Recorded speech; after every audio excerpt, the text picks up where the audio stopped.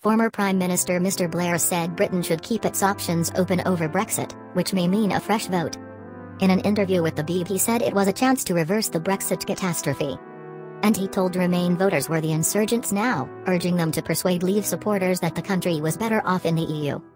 But Mrs. May's spokesman said, "The PM has been absolutely clear. The British people have spoken, we are listening, we're going to leave the European Union."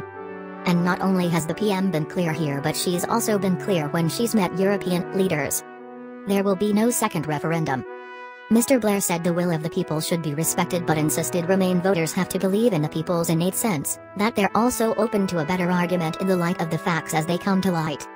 Issuing his rallying cry, he said Remain voters should mobilise and organise to prize apart the alliance which gave us Brexit, and insisted that, as the catastrophic realities of leaving take hold, staying in must remain an option.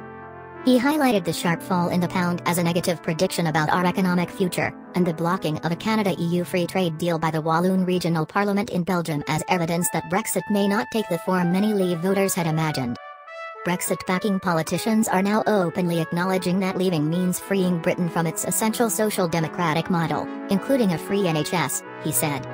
In its place they envisage free market, free trading, light regulation, low tax, low social protection like in city-states Hong Kong and Singapore, something which not all Leave voters would back.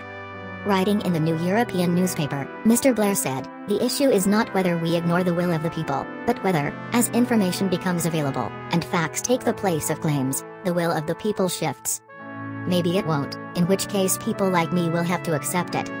But surely we are entitled to try to persuade, to make the argument, and not to be whipped into line to support a decision we genuinely believe is a catastrophe for the country we love."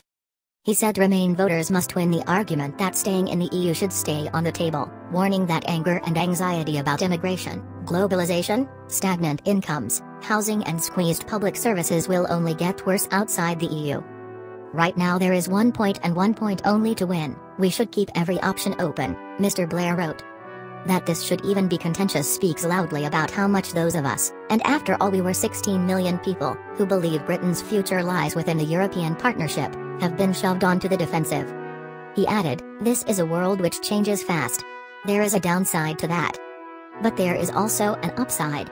Things which look resolved emphatically can be open to a new resolution. Above all, stay firm. We're a sovereign people. We can make up our mind, and we can change our mind. And whether we do, is up to us." And in an interview on BBC Radio 4's Today program he reiterated his view. He said, "If it becomes clear that this is either a deal that doesn't make it worth our while leaving, or, alternatively, a deal that is going to be so serious in its implications that people decide they don't want to go, there's got to be some way, either through Parliament, or through an election, possibly through another referendum, in which people express their view." The bizarre thing about this referendum is that we, obviously, took the decision we wanted to leave the European Union, but we don't yet know the precise terms of our new relationship with Europe. Once we get clarity on that, then we can decide between two alternatives, and not simply decide what we don't like about Europe. He has had talks with French President François Hollande this week, and he said these have convinced him the looming negotiations will be very tough.